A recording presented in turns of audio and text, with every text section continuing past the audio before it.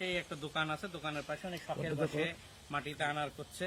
তো আজকে ওনার হলো ছেলের নাম আনাস, আনাসের নামেই বাগানটা হয়তো করবে।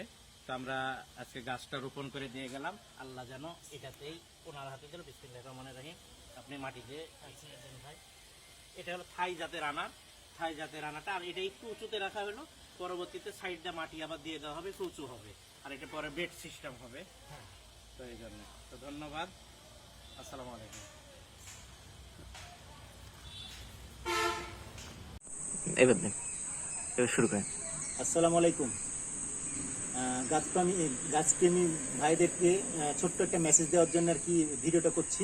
সেটা যে আজকে আমার যে আনারের গাছের বয়স 2 মাস 27 দিন।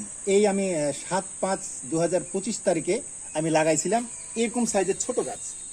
এই গাছটায় এই সময়ের মধ্যে প্রায় 3 মাস, এই 3 মাসের মধ্যে এই যে এরকম প্রত্যেকটা গাছ ঝাপালো, দেখা এইরকম গাছগুলো আর কি দেখেন যে সবগুলা গাছ আমার ঝাপালো গাছ মোটামুটি হয়ে এসছে।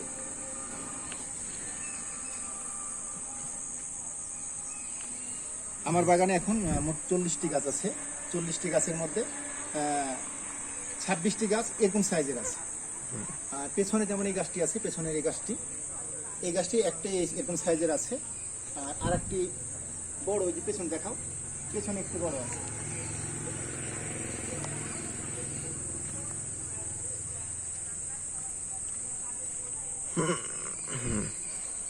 আচ্ছা, আমার বাগানের মধ্যে আমার আসলে বাগান করা ছিল এর আগে বিভিন্ন জাতের বিভিন্ন রকম, যেমন এটা হচ্ছে যে কমলার গাছ, এটা হলো অস্ট্রেলিয়া কমলা, এটা হলো চায়না কমলা, এবং মালটা বিভিন্ন রকম কামরাঙ্গা। কিন্তু এই গাছগুলো সবগুলাই আমি উঠাই নেবো। এখন শুধুমাত্র আমার আনারের আর কি হবে, প্রত্যেকটা গাছ শুধু আনারেরই থাকবে।